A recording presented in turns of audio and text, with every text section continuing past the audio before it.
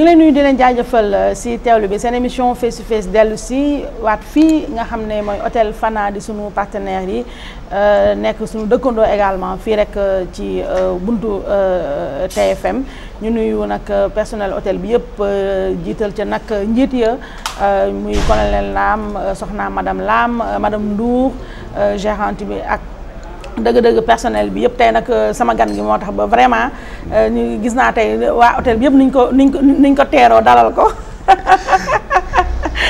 donc sama gan moom kenn dootu ko présenté gis ngeen ko ci portrait bu ko Ibou Diouf defaral muy le ministre de la jeunesse Mame Mbaye Niang ministre de la jeunesse de l'emploi ak esamul beneen buñu construction citoyenne waaw construction citoyenne loolu yëpp nag nga dajale ko boole ko nga nekk en pleine campagne moo tax nga sol sa chemise bii nga xam ne est-ce que yow waroo sax fay benn visibilité ci biir émission bi ndax si en pleine campagne la ñu extirpé loolu yëpp naa ci dellu soir na nga ñëw fas yéene waxtaan ak sénégalais ci question de l'actualité question de l'heure ñu la nuyu bu baax nag monsieur le ministre Mame Mbaye Niang de le remercier aussi pour disponibilité bi nga wane saa bu la média bu mu doon soxlaa pour rek nga ñëw waxal le président Macky Sall en tout cas défendre li nga xam ne mooy action gouvernementale bi ñu bàyyi la nga nuyu ak sénégalais yi lay seetaan.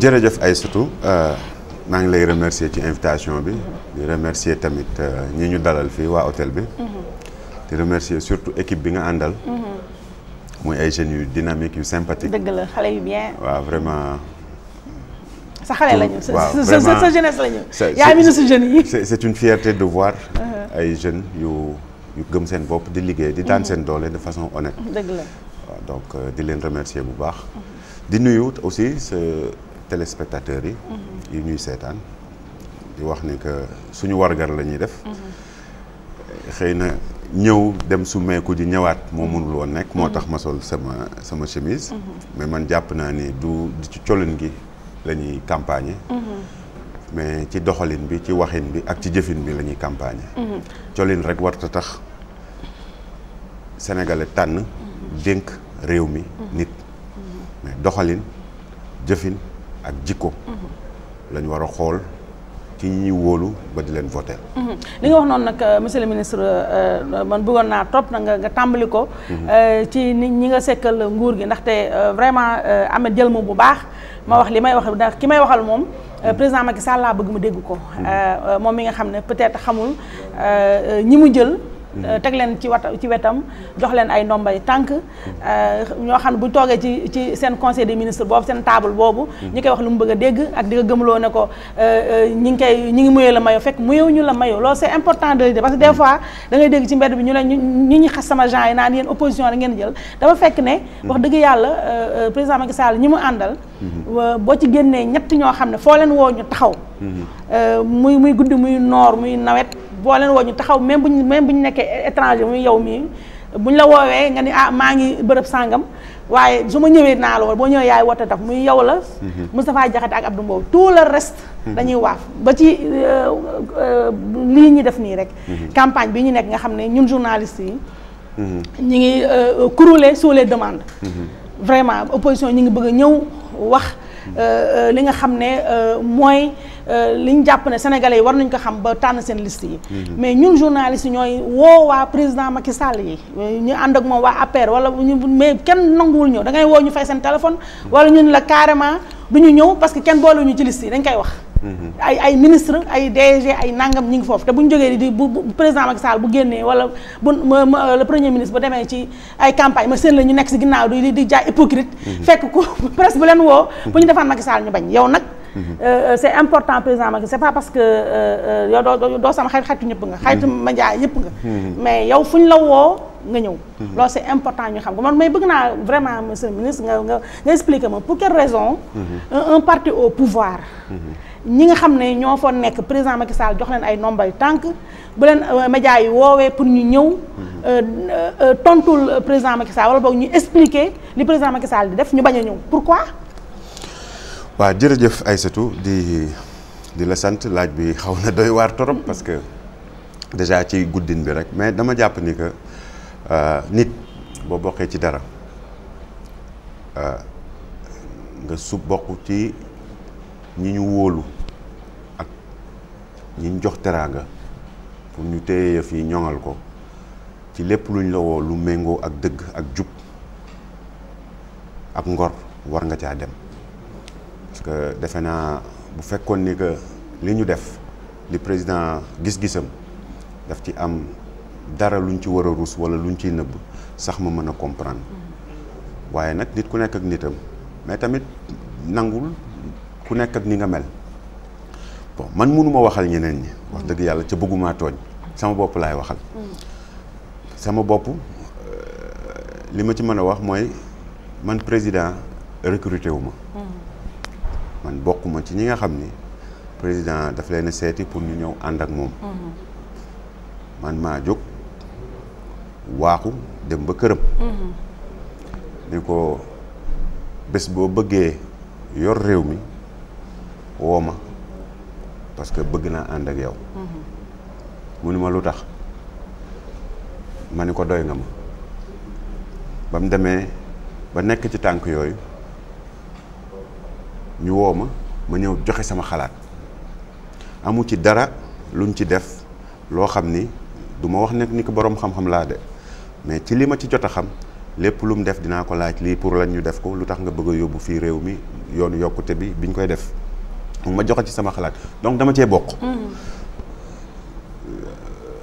ngor mayuma may toog ñuy tilimal loolu wala di ko faagaagal man may toog di xaar ku ma jox ndigal seede laa ci tey xëy na boole na ma ci ñi mu tànn ñi mu wóolu ñiy toog ci suñ table boobu donc ci xam naa ni amul lu ñuy nëbb amul luñ ci am kersa parce que mbébét bi yëpp njëriñu Sénégal la donc jàpp naa ni mën naa toog luñ ñu laaj ñu tontu parce que ku am problème xëy na dañoo xamul tamit mais ñi xam quand même war na ñoo dem mais ñu jéggal leen ko ca ma wax la ni que président de la République Macky Sall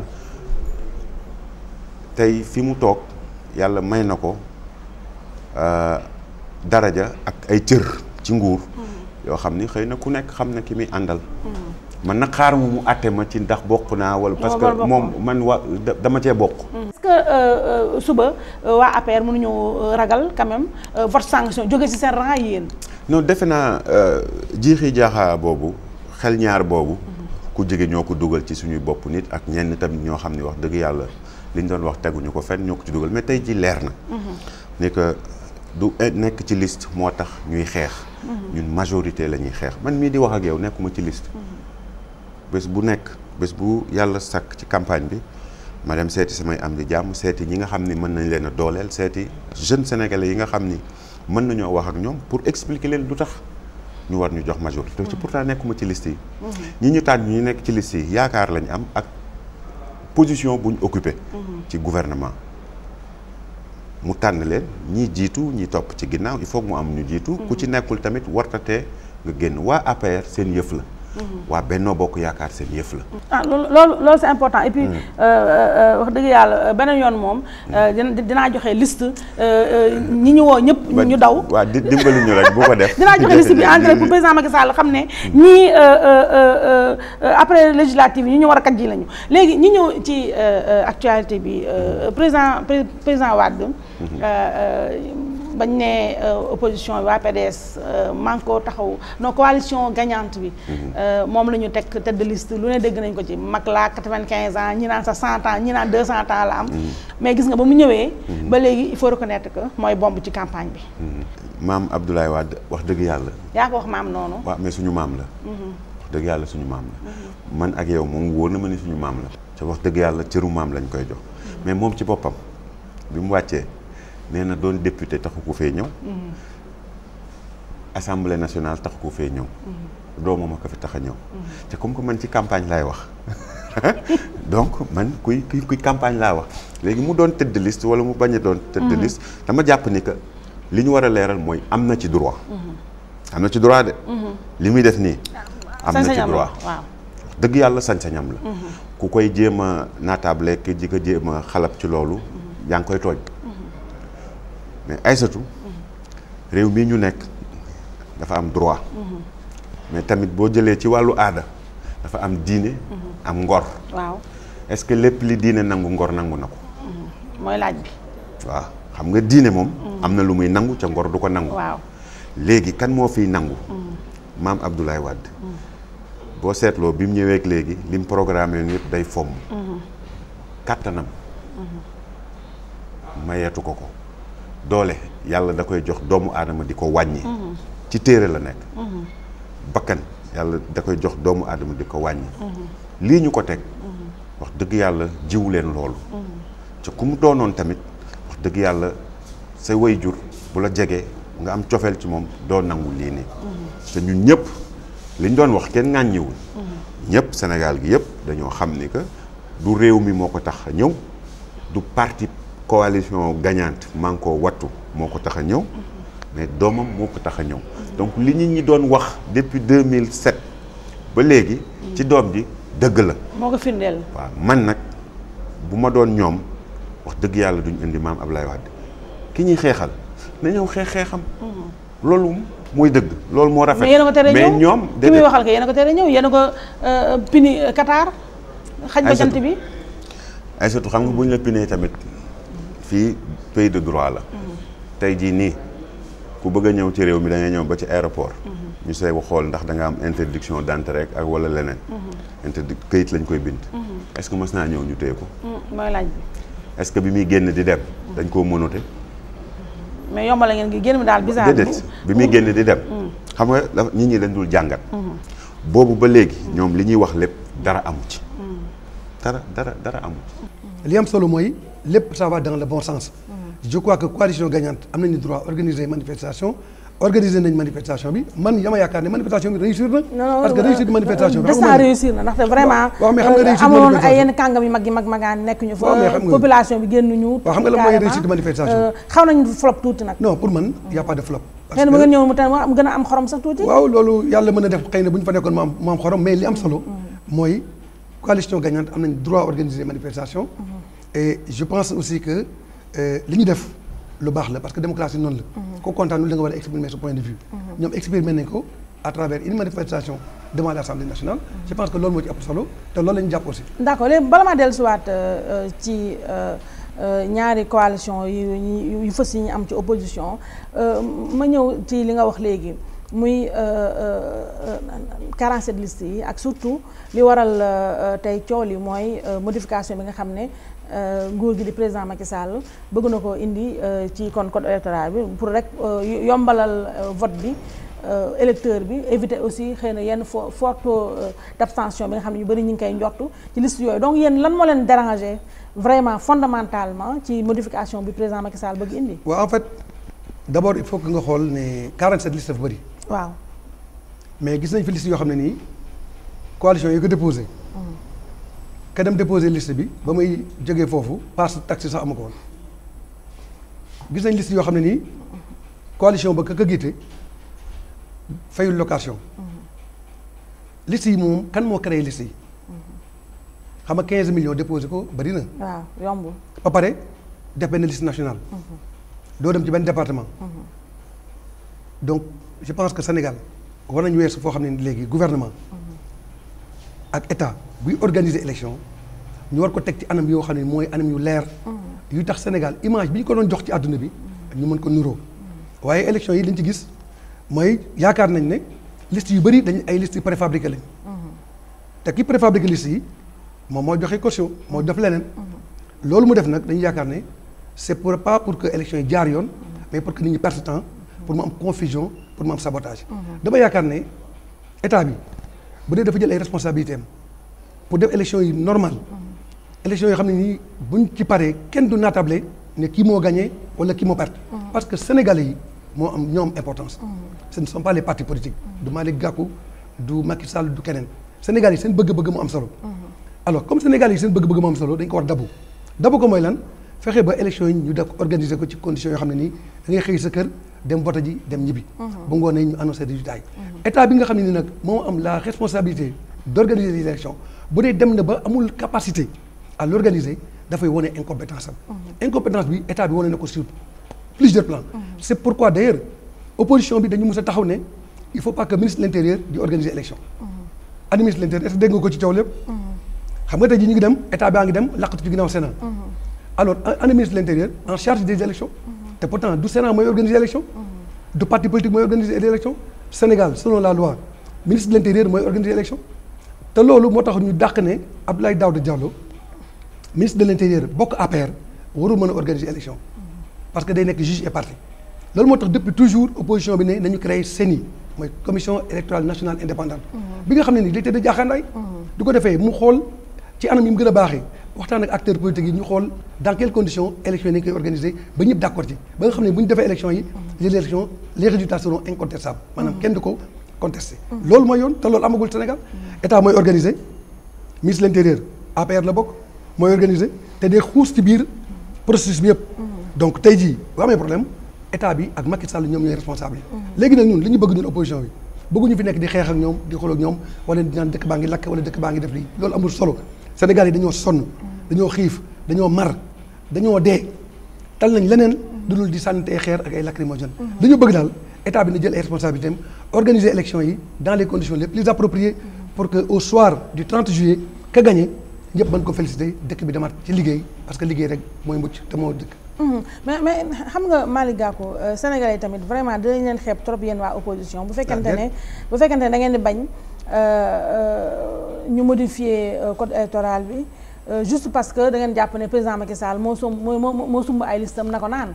donc xam nga loolu tamit pour régler ay compte président Macky Sall ngeen bëgg a jël en otage askan bi tamit loolu bu yàgg askan bi da leen di jëppi yéen. non askan bi yoonam nekku ci askan bi askanu Sénégal la ñun askanu Sénégal lañ fi nekkal xam nga ñun politique gu ñu. man xam nga tamit jël 5 bulletins moo gën a yomb jël 47. waaw mais attendez bu dee yow loi bi dafa permettre 47 listes. normalement dañoo jël 47 listes. loolu mooy yoon. ñoom ñi créé 47 listes yi ñoo ko doon créé.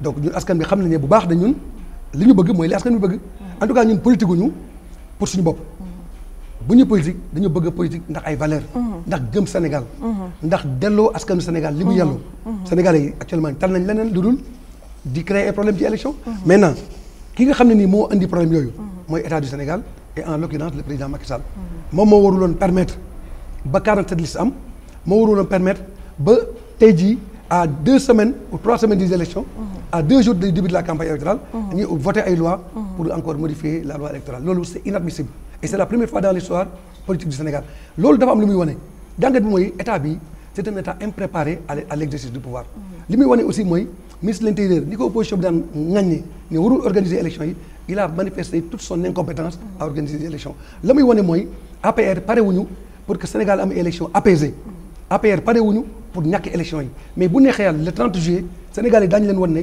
seen liggéey baaxul Sénégal yi sonn nañu xiif nañu mar nañu te bu neexee yàlla daañu ko wane au soir du 30 juillet voter massivement pour la coalition Manko Taxawu Sénégal muy coalition bi nga xam ne nii mooy coalition du peuple bi andi rupture yi nga xam ne moom la Sénégal yi di xaar.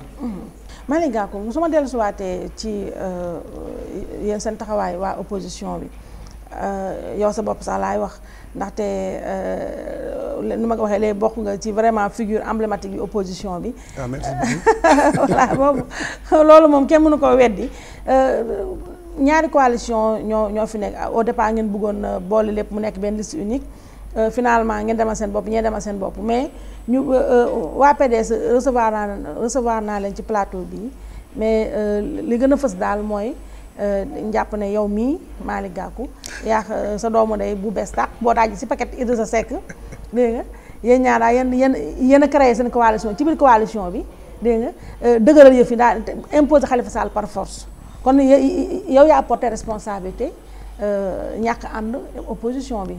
non xam nga Aïssatou dama yaakaar ne waxtaanu biir kër du waxtaanu mbedd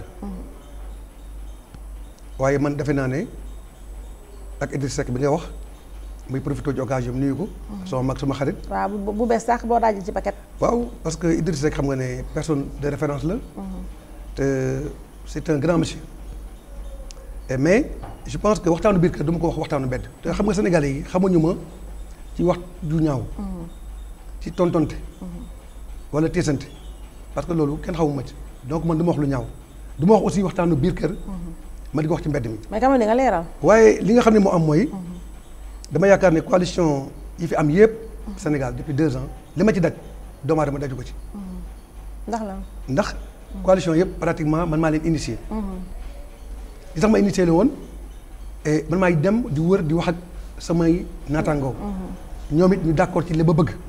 ñu bokk bëgg-bëgg mooy lan. fexe ba lii fi nekk sonal Sénégalais yi mooy régime Macky Sall bi jóge fi. lan moo tax ñu def coalition Front Manko Wattu Sénégal. créer aussi coalition Manko Taxawu Sénégal. lañ ci jublu woon mooy opposition bi ànd nekk benn. te loolu sax xam nga dafay jafe. malgré ñun li ñu ànd yëpp am na une partie de l' opposition bu ànduloon ñun. waaye force yi gën a mag ci opposition bi àndoon nañu. kon nag dama yaakaar ne la ma ci daj ñëpp xam nañ ko. d' ailleurs nekkuma coordonnateur rek parce que dama bëgg nekk coordonnateur. li tax ñu jiital ma ci ñaari coalition yëpp. c' est parce que xam nga am naa rôle bu may joué. kon nag mënuma joué rôle boobu pare nekk ci télévision. wala ci média yi di wax ku def lii ak ku def laa. waaye li wóor mooy ñun ñëpp ñoo bokkoon bëgg-bëgg ànd bokk ndey bokk bàyyi liggéey ndax Sénégal régime Macky Sall bi jóge fi. loolu antuwul lan moo tax antuwul ku nekk ñun am nga ci part de responsabilité.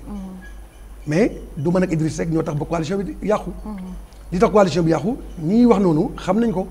mais en tout cas man Malick Gakou. Idriss Seck bi ñuy wax ne ñoo ko yàquñu ko. te nag la ca biir nag mënu ma nekk fii di ko wax. mais li wóor mooy man sonn naa ci coalition bi. daj naa ci lu nekk guddi bëccëg lu nekk def naa ko. pour coalition bi ñëpp nekk benn bokk ndey bokk bàyyi. parce que ñoo bokk objectif. léegi nag ci biir parti politique bu nekk am nga say réalité xaritoo am na àndandoo am na. mais li wóor mooy du man du Idriss Seck du keneen politique moo demee noonu. am na lu ñu bëggoon ànd juboo dem liggéeyal Sénégal ci benn coalition boo xam ne nii Manko Taxawu Sénégal la. dem nañ ba am na ñoo xam ne nii génn nañ ci coalition boobu. dem nañ beneen créer beneen coalition mais loolu yëpp am benn problème. léegi damay souhaiter bonne chance à ñi nga xam ne ñoo génn def coalition gagnante Wattu Sénégal. ñun ñu ngi resté ci biir Manko Taxawu Sénégal. man ak Idriss Seck ak Khalifa Sall ak ñeneen.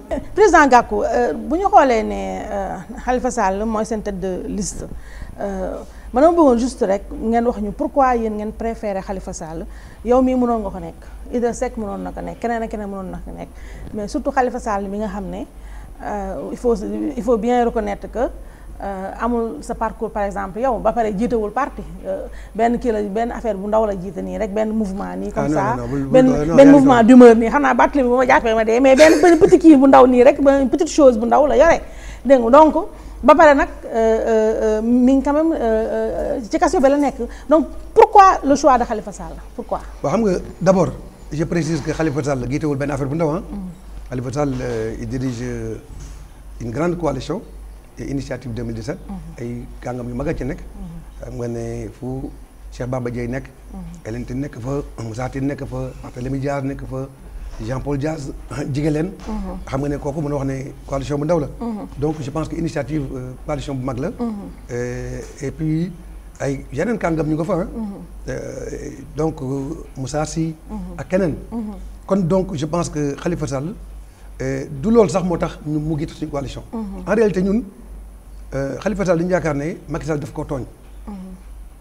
il vit une situation injuste totalement injustifiée parce que ñëpp xam nañu ne caisse d'avance ay yëfu caaxaan rek la dégg naa ñu bëri waxaat nga ko léegi que ni 47 listes yi président Macky Sall moo ko togg ca Palais mais quelque part est-ce que mënuñu wax tamit ne c'est de bonne guerre parce que yéen tamit ba ngeen nekkee ci nguur gi président Macky Sall yéen a ko xëy na foofu la ko jàngee ndax yéen tamit élection bu ñëw je me rappelle opposition bi fi nekkoon da doon ñaxtu des fois wàdd bu ñu ko ne amoo droit wàcc si terrain bi da nga lijjanti ut benn subterfuge ba wàcc si terrain bi donc xëy na lii mooy règle du jeu bi.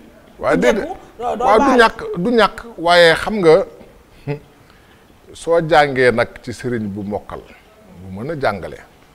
te sa xel neexul la nga jàng doo ko mën a tari da ngay gag xëy na politique yoote la waaye su dee nag li nga jàng mënuloo ko tari da ngay gag Macky dafa gag la mu jàngoon mokkul moo taxit la muy defit du jub da dem jàngiwaat na dem jàngiwaat alors monsieur détail c'est pic beneen bi nga xam ne tamit waa parti démocrate sénégalais yi ñu ngi ci kanamu actualité bi mu aju ci li ñuy wax Karim Wade ka mu ne daf ko yónni ay mallette ak ñoomin seen évidemment gis naa ci dégg naa ci ay plainte dégg naa ci ay démenti mais loolu dafay xaw a tey xel bu ñu fàttalikoo at ya ko jiitu coowal Aïdara Sylla tam xeet bu mel nii la est-ce que lii bokkul ci loo xam ne day tax ba ci élection yi ñu jëm Sénégal yi xaw dute encore si yéen. waaw may ma rek Aïssatou tey man maa la koy ñaan may ma rek une minute ma am lu ma lay wax gis nga jamonoy Abdou Diouf ak Jean Collin dañu yeewu suba teel rek ne Ablaye Wade jël na ay armes Libye ay fital ñu suul Kër Massar daa bëgg def guerre civile Sénégal ñu jàpp ay nit yóbbu ay caterpillar dem Kër Massar gas ba bëgg a dee gisuñu fa dara fi la ñu toog ñu ne waa PDS jël nañu 4000 milliards yóbbu ko bitim réew jàpp ay nit tëj kaso ñi ñu tere leen génne Karim Wade ñu jàpp ko ne am na lu ëpp 1000 milliards ci koppar gu mu amee tey jii lépp bay wéy na mbuus noonu it la ñu yeewu suba teel rek ne am na benn waay xaw ma turam parce que tur bi leeragul bu jógee Dubaï yore ay valises yoo xam valises yi dañ ci bind état wu Qatar ko moom jamono boo xam ne bi Qatar ak Dubaï presque ñu ngi guerre xam nga déjà loolu dafay tey xel ñu ne waa ji bi mu ñëwee lii ak lii lële ak lële loolu yëpp jamono ba nga xam ne bi Ablaye Wade mi ngi ci yoon mi ngi ñëw Sénégal ñu bëri njort ne suñu demee élection coalition pouvoir bi da koy perte xam nga du boobu jamono ngay jël yi fi ñàkk fayda yi nga di ko def waaye am na loo xam ne bi Macky Sall ragal ga mu ragal Karim Wade ba mënul bis bu yàlla sàkk suñu ne Karim a ngi ñëw rek mu wut ay pexe ba ne Karim bëggul mu dugg ci Sénégal génnee ko ci réew mi génnee na ko ci Karim Wade nee na mi ngi ñibbisi mënu ko tere mu ñibbisi fii la dëkk sénégalais la ala kulli aal dina ñëw Macky Sall na jël fitam takk fitam gis nga nag am na loo xam ne bii gis nga Aïssatou suñ ko waxul rek dañoo ragal dëgg Macky Sall na jël fitam takk fitam xam Karim Wade dina ñibbisi te su Karim Wade ñibbisee Karim Wade ak moom dinañu léewaatoo loolu su yàlla defee moom Karim mu gañe mooy gañe su yàlla defee Macky gañe mooy gañe waaye nag jël doomu jàmbur rek ne ko doo ñibbisi parce que di ko fexeel daan ko soo ñibbisee dama lay jàpp moo tax may dem di wuti di inventé di defar affaire yu ñàkk fayda yooyu la jël ay nit naan xaalis ba kat lan la ñu wax benn waay ñëw na nee nañu 5 millions de CFA la 5 millions CFA xam nga PDS 5 millions CFA wax dëgg ne xal loolu du loolu la ñuy daanelee am réew nee nañu 5 millions CFA la amee benn ñu ne bi mu ñëwee dafa ne téléphone am il faut que mu téléphoné Karim Wade waaw loolu lu ci yoonu Karim Wade téléphoné na ko jotul Karim Wade ñu ne am na ab xaalis bi mu yore xaalis bi Karim Wade ko la et puis nee nañu xaalis bi xaalisu Qatar la xaalisu Qatar lan ban njëriñ la am Sénégal fii suñu mel woon sax dafa indi ay dollars wala ay euro ay xaalisu Qatar xam nga loolu ñàkk fayda weesuwul loolu bañ ca tontoo fu ñu mujjee bay wéy na buus kenn waxatu ci démb ak tey kenn waxatu ci dara fa la yem pouvoir yàlla moo koy joxe yàlla moo jox Macky Sall pouvoir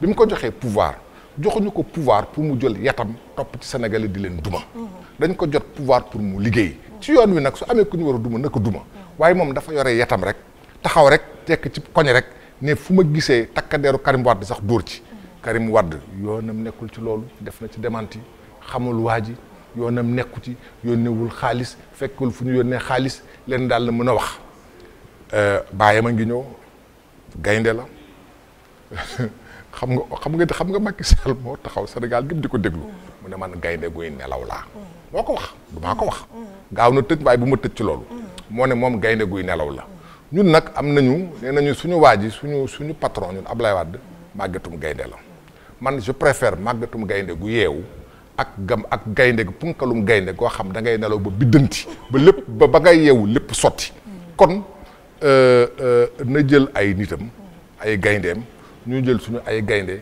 ñu taxaw ñu xeex normal ku mën sa morom ñu gagné parce que Sénégal mooy atte su Sénégal attee ne ñoo gagné ñu gagné su Sénégal attee ne moo gagné ñu nangu ko parce que ñun amuñu bëriwuñu histoire waaye nag bu mu tàppel parce que dafay tàppel bu mu ñu tàppel bu mu tàppel Ablaye Wade man bu ma tàppel bu mu tàppel Karim bu mu tàppel keneen daal am na bu Abdoulaye Dione la jiite nee na moom mooy champion baax na xale bu baax la xale bu yaru la bu mën métier la ñun am nañu suñu champion Ablaye Wade moo jiitu ñu topp ci ginnaawam Ablaye Wade Sénégal gi yëpp xam nañ ne mën na am na fit te xam na nañu dem ci liggéey bi rek mu jeex.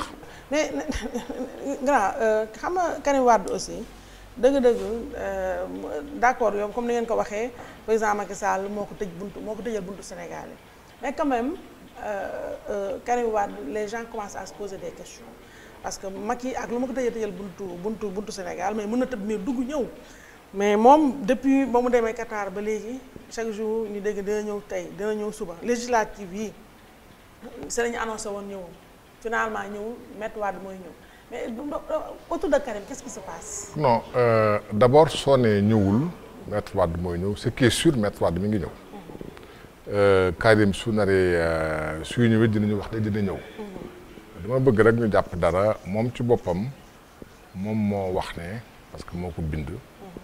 ne dina ñëw bokk ak ñun xeex yi ñuy xeex yépp xeex bi tàmbalewul ci la ñu jëm nañu muñandi ba xeex bi tàmbalee seet moom fu ñuy féete day ñëw wala du ñëw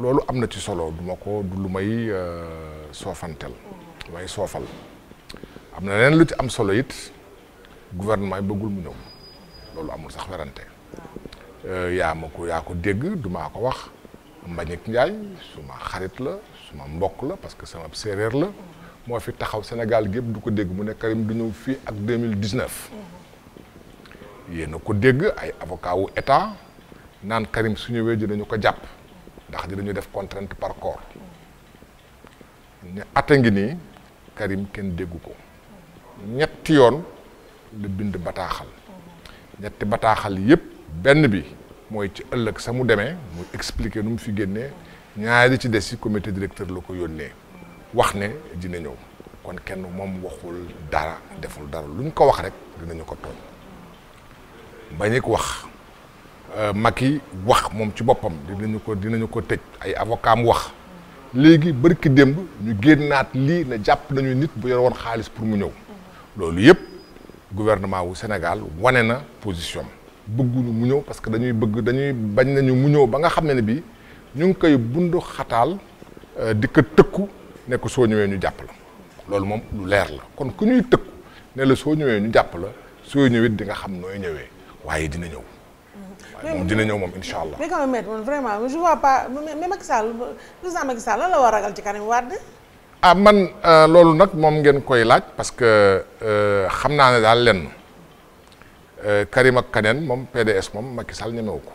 moom ñemewu ko parce que dëgg la daanoon nañu waaye la ñu yaakaaroon ca PDS ne moo ca am amu ca donte ne nag am nañu ay problèmes yu bëri comme parti yëpp.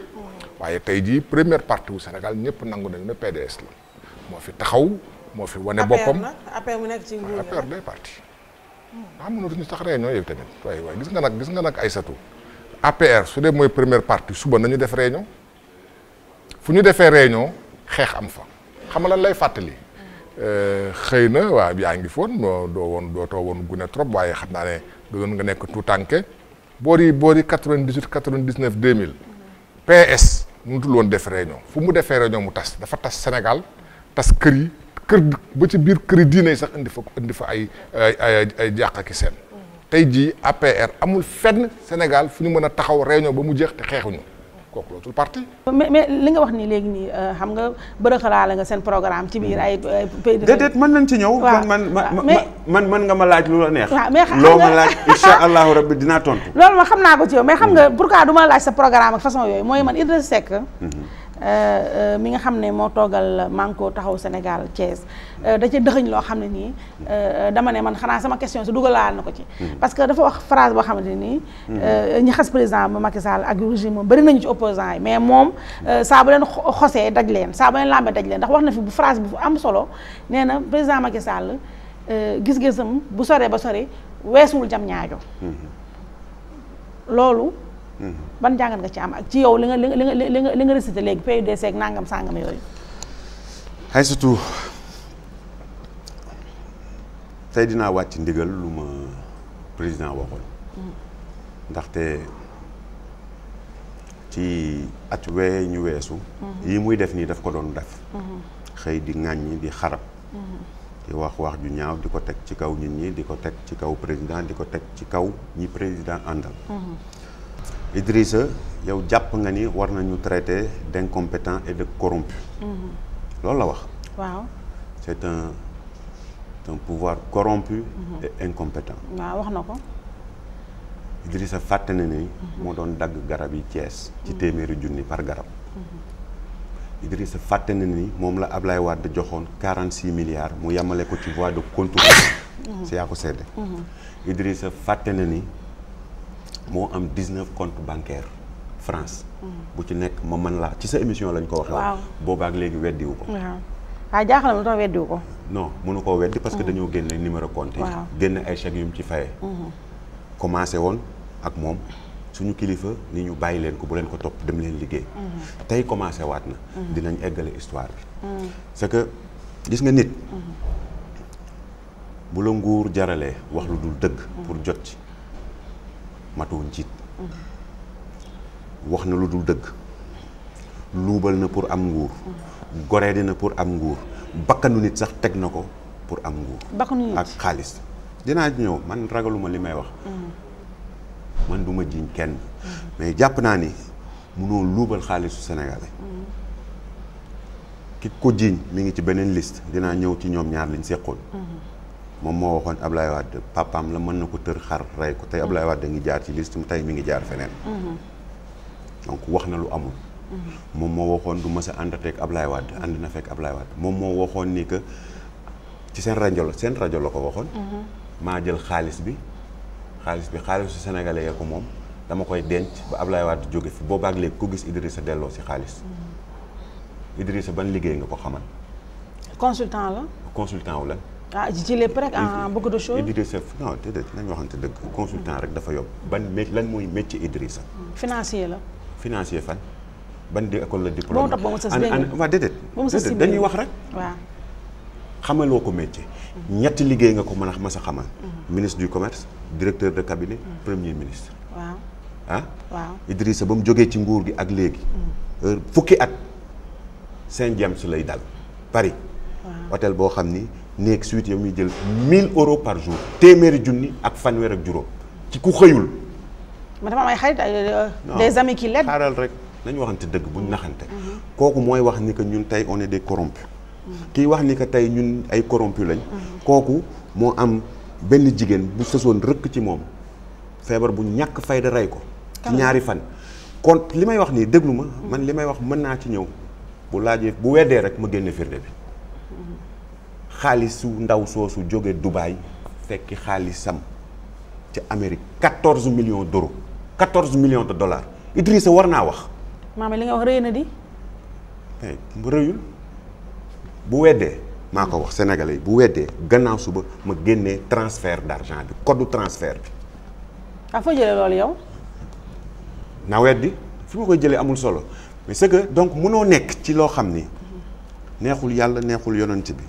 méngoowul ak diine méngoowul ak yoon ba pare di xas nit ñi naan leen ay incompétent ngeen 46 milliards la dugal Thiès ñu woo ko mun ta wax fan la jegul xaalis bi ki ko doon laaj mi ngi fii Abdoulaye Wade la tudd ki ñu doon teeru bër ki dem tey Idrissa war na wax ni que ñun on est incompétent Idrissa lan la proposé Sénégalais yi bu demee assemblée naan leen 2024 seen dëkk dina Idrissa du royukaay ci xale yi mënoo ñëw jiite jubati mu am firnde musul weddi ni ko jëlul xaalis musul weddi ni ko dencul xaalis bi mënoo noo jiite goree ji ak li ko Ablaye Wade wax yépp après moom moo delloo ban saaga bu ñaaw la Idrissa saagawul Abdoulaye Wade tey moom mu nekk ci liste naan ñun on est incompétent tey moom mu nekk ci liste naan ñun ay on est des corrupteurs moom mooy corrupteur bu mag bi. mais xam nga Mamba yow am nga benn histoire xam nga ko alal jaral bakkan. mais bakkan boobu laa bëgg xam lan la. bakkan foo ko teg wala bu day wax ni rek pour la forme nii. bu weddee ma génne turu ndaw si génne certificat de décès ndaw si génne transaction bi na weddi. kon yow da nga accusé de crime. waaw mais ma ni li ma wax leer na ma ni am na ku ko jege woon pour wan la ni que gis nga dafa am benn borom xam-xam bu ni nguur warul la jaral nit ñett yi yàlla moo koy joxe jarta jaay sa ngor jaay na ngoram parce que taxaw na man li nga ma bëgg a laaj dinaa la ko wax man nii mas naa nekk ak moom. yoo koy man sa mentor politique. man nii. politiquement moo la créé man nii 2003 2004 musuma créé ba may nekk ci moom man ak sama ñetti moroom ñoo fa nekkoon man Abdou Souley Kijera Yankhoba Diattara bokk ci ñi créé Fidèle. créé parti ni ko bàyyil nga ñëw lam gëmloo woon Sénégalais waaw mais déglu ma waaw xaaral rek lam gëmloo woon Sénégalais yëpp laa gëmoon maa la mën a wax ni maa ko fan woon kañ laa bàyyi Idrissa bés ba mu ñëwee nii parce que moo ko waxoon ay firnde am ci retrouver Abdoulaye Wade serait une double abomination politique et morale mu ni goree di lay doon ci politique goree di lay doon ci jikko bañ koy xam fekk na ñuy liggéey doon cadre di fayeeku binduñu demande d'emploi mosuñoo jàppale ci dara ñu ànd ak moom mu xëy suba teel midi ñàkk kersa midi mu jubali ci Abdoulaye Wade dafa lan ba jaama ko gën a xam ñu ñuy seetaan ñoo ñu ko gën a xam bés ba mu defee loolu laa ne ko li des sama giirug dund du ma ànd ak yow. mais yow détective privé nga wala boog yow da nga FBI nga nekk wala CIA nga nekk. wala maa ngi jël Sénégalais yi foo jëlee information yi ngay wax ñi may seetaan. yàlla rek a tax may wax. Aïssatou man du ma wax lu ma xamul. parce que damaa gëm juróom-benn yi. àddina dëgg la dund dëgg la. dee dëgg la loolu ñi nekk fii ñi fi toog ñëpp mën nañ ko seede. mais dafa am yeneen ñett yu ci tegu. bisu penc dëgg la àjjana dëgg la waaye safara tamit dëgg la Idrissa Seck jarul mais wax ji moo ñaaw man dañ maa dénk ay gone dañ leen a war a yar gis nga nam ñu doon tarilee saaru alxuraan yi ñun ñëpp ñu daw topp ko muy wor di wor kan la Idrissa doon àndal démb tey ànd ak moom tey xam nga ci ñu bari sénégalais yi xam nañ ci ñu bari damal seeti docteur Sarr bu géewul damal seeti Abdou Souley Kijera damal seeti ndem si yàlla professeur bi gaañu woon ay mbokkam nga laaj leen kookoy Idrissa léegi kooku mooy taxaw moom ni ñun ñii xamuñu dara Malick Gakou nekk ci ginnaawam naan ay incompétent ay corrompu. Malick Gakou moom bëgg ci boole moom. non déedéet. Malick Gakou moom xamuloo ko dara lu garaaw non dafa am mag ñuy fo. Malick Gakou day fo. xam nga mag muy fo xam nga mooy lan. c'est que yenn saa yi da ngay reetaan sax. xam nga Malick Gakou di commencé campagne am Guédiawaye dem ba seet fu am taawu ndox. mu dugg fa sol ay botam di xuus di jéem a wane ni que. mbënd moo fa am ba tey moo fa ne. ñam doon waxtaanal. pour bokk ak ñoom liste. muy PDS. avant ñu fiy jóge jamono yi ñu toll choléra lañ doon wax ci banlieue bi choléra. mooy ndox mu taa ren ba déwén. du ma ni lépp dañ na de mais ku waxal yàlla xam ni wàññeeku na Aïssatou ñi ñuy ŋàññi yëpp waxuñu sénégalais yi lan lañ leen di wax. waxuñu sénégalais yi lan lañ leen di defal. li ñuy wax rek mooy waaw. bourse sécurité familiale yi waaw 300 000 personnes amul njëriñ juróomi junni la par kii mais xaalis boobu fan la daan dugg ñii di wax nii yëpp mas nañoo toog ci nguur est-ce que defoon nañ ko boo waxee ñun la wëy dund bi dafa cher kilo ceeb li mu doon jar 2012 lu ko yées lay jar tey te pourtant juróomi at tegu na ci ñun ñëpp ñu xam inflation man bokkuma ci ñiy naan réew mi lépp a ngi dox am na ay ndaw yu bëgg a liggéey yu liggéeyul am na ay sénégalais yu amul ndox bu ñu naan am na ay sénégalais yu amul courant am na ay sénégalais yu bëgg a faju jafe-jafe yooyu am na du ma ni dund gi yokkuwul de wàññi nañ ko mais buñ ko gënee mën a wàññi moo gën loolu mooy dëgg waaye ku waxal yàlla xam ni sénégalais yi dul woon naan ndox ñu ci bari am nañ ndox ku waxal dëgg xam ni sénégalais yi dul woon faju wàññeeku na ku waxal dëgg xam ni bépp sénégalais bu am payoor ba ci yow mii am na lu yokk sa salaire ku waxal dëgg xam ni dund gi donte liñ ci wàññee ñoom ñu koy xeebal téye na ko fi ku waxal dëgg xam ni loyer bi def na ci ay effort ku wax dëgg ca yàlla tax xam ni réew mi ngi ci yoonu bu baax buy dem ñoom loolu lañ ni nañ leen jox majorité ñu dem assemblée ñu arrêté loolu mais lan lañ ñuy defal yaa ngi dóor léegi Idrissa Seck borosaala nga Malick Gakou mais Malick Gakou ubbil ngeen ko dafa mel ni boulevard Guédiawaye parce que Aliou Sall mi nga xam ne mooy maire Guédiawaye di rakk ci président Macky Sall moom dafa mel daal dëgg-dëgg moo waroon nekk nag alter ego naturel wala boog en tout cas vis-à-vis bu Malick Gakou ngeen xañ ko ko fi mu ne nii Malick Gakou ki mu jàkkaarool tur ba laa fàtte Mika Ba man xaw ma ko ñu ko xam bariwul est-ce que foofu tamit nekk benn risque bi ngeen jël risque boobu da ngeen ko assumer xam nga ku jégi il faut jàngat am ci ay nit ñoo taxaw ci kanamu Sénégal yëpp ne leen booloo nañ pour xeex ngir intérêt Sénégal. tudde ko Manko. wattu Sénégal Manko wattu Sénégal. xaw ma Manko taxaw Sénégal mais yéen a ko tas ah. déedéet déglu rek yéen a ko tas daf seen ay pexe ay système stratégie xaaral rek rajaxe affaire yi. xaaral rek ñoom ñëpp ñu dajaloo daan ni booloo nañ ngir liggéeyal Sénégal tey ñi ngi ci 46 listes. ak suñu bos muy 47 xaaral rek yéen a ko def xaaral ma eggale. ñi ngi ci 46 listes parce que liggéeyaluñu ngir Sénégal. ay seen palaasu bopp. la ñuy ut. xam nga boo dee liggéeyal nit di nga ko wax li nga koy liggéeyal. donc mënuñu sax déggoo ngir Sénégal. loolu mooy bi ci njëkk. beneen bi ci topp Malick Gakou bi ngay wax. opposition boobu. li ñu décidé woon campagne. mooy président dafay jël nguur gi jox ko rakkam jox ko réew mi président assemblée la koy jëlee. mu doon lu jafe. donc man am na ñu ci mën a jàpp sax ni man ak Aliou mais liggéeyoon na Guédiawaye loo xam ne wax dëgg yàlla mën na gañe mais li ñëpp bokk. moo gën fuuf moom li mu am kese. et puis mu nangu ko. di ko ci félicité bu baax parce que am na ñu doon wax du campagne Malick Gakou dina xam ndax Aliou Sall mi ngi campagne. man Guédiawaye dama mës a def lépp pour Guédiawaye def lépp pour Pikine amul benn juma wala benn jàkk bu nekk dans la banlieue bu ñu ma mës a sollicité moo deful dara. amul hôpital amul xale amul mag. amul mbëru làmb amul sportif amul homme de culture amul benn pàcc boo xam ne mi ngi nekk ci banlieue bi te Malick Gakou dugal ci loxoom. mais loolu mënu ma ko namoo. te mënu ma toog ci télévision naan def naa lii wala muy bàkku loolu xamuñu loolu. man li ma xam mooy def ci suuf wax ju néew jëfkat loolu mooy banlieue 100%. c'est la raison pour laquelle aussi man 2009 boo fàttali ko dama jël élection locale yi nekk candidat man Guédiawaye mosuma fa laaj vote ba perte ko. xam nga nit ñi coow li bëri na loolu. yaa Malick Gakou def na lii Malick Gakou def na lii. 2009 laa mos a nekk candidat Guédiawaye waa Guédiawaye jox ma élection yi ma gagné à 100%.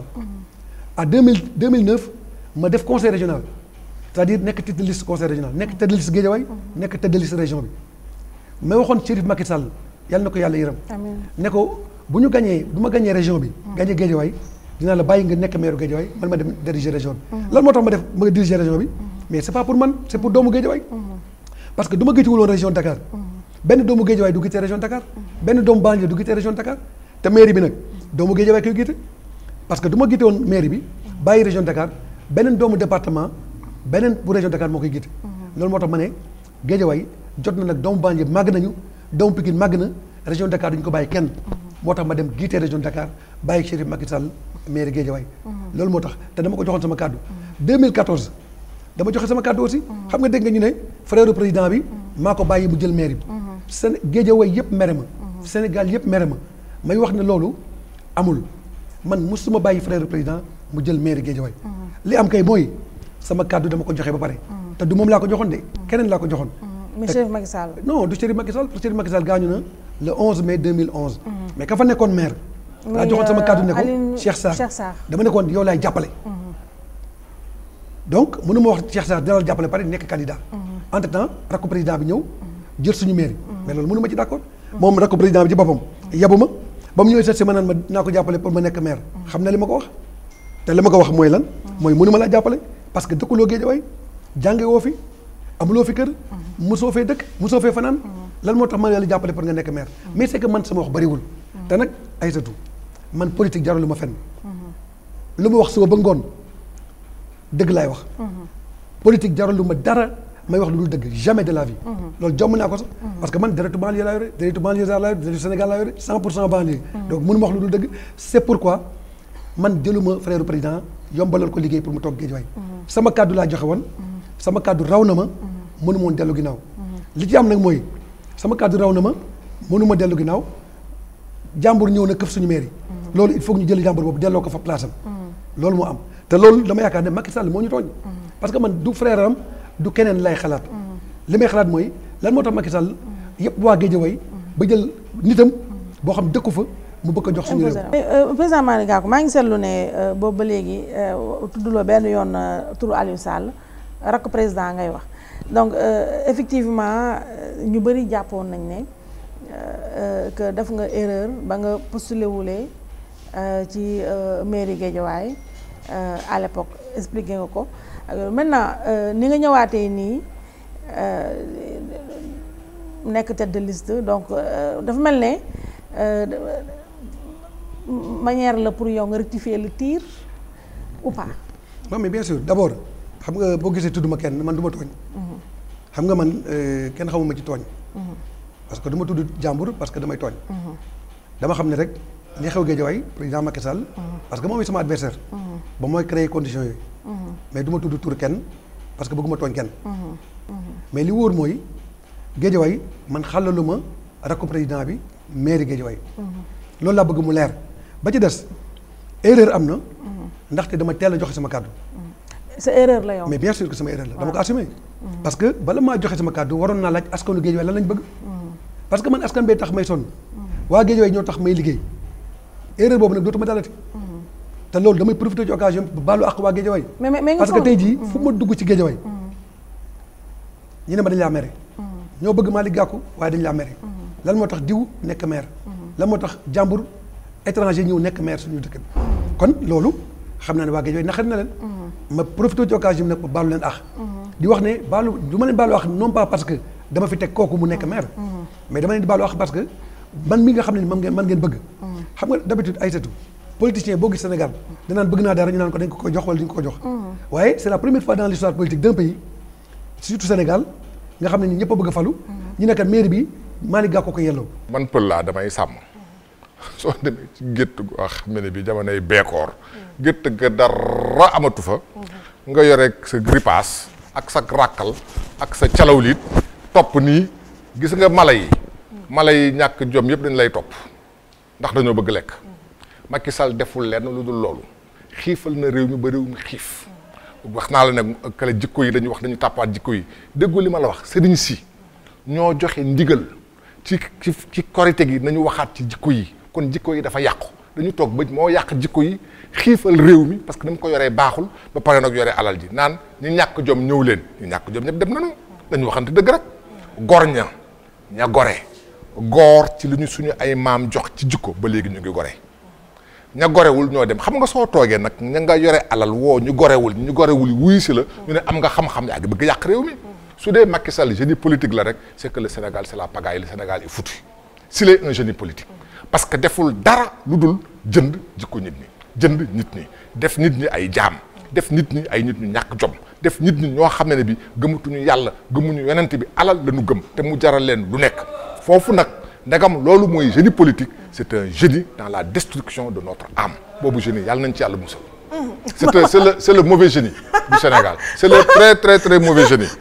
Or les mauvais génies c'est comme les diables on les prend on les brûle et on n'en parle plus. loolu yaa ko wax léegi maa ko nangu it. yaa ko nangu man jox naa la boobu mais grand dernière question xam saa ne émission bi jeex na ma sàcc benn minute mooy législative yi est-ce que ragaloo ne peut-être li ngeen perte pouvoir bi lu mu réussirul yenn élection yi fi jaar lu mu réussirul législative dina ko réussir muy nërmeel seen parti xool départ yi mag yi fa am vraiment ay tauliers yu mel ne comme Pape Samba Mboup Farba Senghor ay Habib Sy ay Aïda Mbodj bon mi ngi clignoté donc yooyu est-ce que vraiment le PDS va se relever de cette saignée là. gis nga dama lay fàttali de 1974 en 2000 le PDS a plusieurs fois dafa perte groupe parlementaire am dem na ba comité directeur bi nekkoon comité directeur bi yëpp Abdou Diouf jël leen ànd ak Jean Collin loolu yàgg na fi am. gis nga élection 2012 yi ñaata nit bés bu yàlla sàkk nga dem palais nga doon gis ñaan ñëw diw jóge ne bi parti ñëw bi parti. PDS naka def PDS la ka def PDS ma nga fa ka ca jiitu mooy Ablaye Wade. wax ji fexe nañ ba bu mu am lenn lu ñaaw. fexe nañ ba bu mu am lenn lu teggandiku. fexe nañ tamit ba li ñuy wax lépp méngoo ak dëgg. dëgg la ci jongante lañ nekk. di ñaan yàlla def mu am ci jàmm. yàlla may ndam ki gën ci réew mi. yàlla may ndam li gën ci sénégalais yi. waaye tamit di ñaan sénégalais yi. ñu tànne xel. ngir xool njariñu réew mi. na njariñu réew mi rek tax sénégalais yi tànn. fexe ba xàjjale liy dëgg ak lu dul dëgg. defe naa ci loolu la bëgg sa réew nekk. ci loolu la que ki sénégalais tànn jël ndam li ca yàlla na doon ñun. ñu lay remercier encore une fois di remercier bu baax beaucoup. nag sama équipe bi ma àndal donc Ameth Niang yow laa jàkkaarloo noonu nga feggoog Abdourahmane ci son yu baax yi sama bébé boobu Yacine ci make-up bi Pape Lam photographe bu mag bi Pape Lam moom il faut que ma boole ko ak moom monsieur le ministre mu lay jëlal sa portele temps yi sax nga xaw a ñaaw mais xëy na après campagne bi nga xaw a teint bi dellu si waat mu jëlal yu baax yi photo yu baax yi may nuyu bu baax tamit Ablaye Fall sa chef de cabinet moom itamit mi ngi noonu sa wet ak itamit xale yi ku ma fàtte Mamadou Dia yaa ngi noonu ci lumière yi Alaaji Mor Xarma sama xaytu bopp boobu sama frère bopp mi ngi ci ginnaaw donc may nuyu bu baax tamit ci montage bi Moussa Sène coordination Chérif Dia portrait Ibou Diouf production Joséphine Mboub ma nuyu bu baax nag ñu bëri ñu ngi may laaj sama coiffure bi dama koy fàtte wax toujours nga mu baal ma sama mag jooju Awa Ndaw la moo ma defaral boppam na moom ci boppam moo ma tegal tissage bi maa ngi waaj ñëw changé waat xale yi nee nañ bii dafa xaw na yàgg donc Awa Ndaw la Latifa sama bopp koñ la nekk jëppal ma koy nuyu bu baax sama mag jooju ak xale yi fa nekk yëpp ñoom Kumba ak Nabu ku ma fàtte nga baal ma may nuyu nag bu baax aussi sama chéri bopp di rek Baye Niass moom Jazz Couture tey ñawalu ma sama benn doom moo ma ñawal waaye dama koy nuyu ndax damaa gis monsieur le ministre nga sol yii te yii bu la ko Baye Niass defaroon nga bàyyi àddina il faut mu yóbbu la fa ngeen marché bi mënoo ko gagné vraiment ndax yéene naa ko dimanche incha allah beneen face to face jërëjëf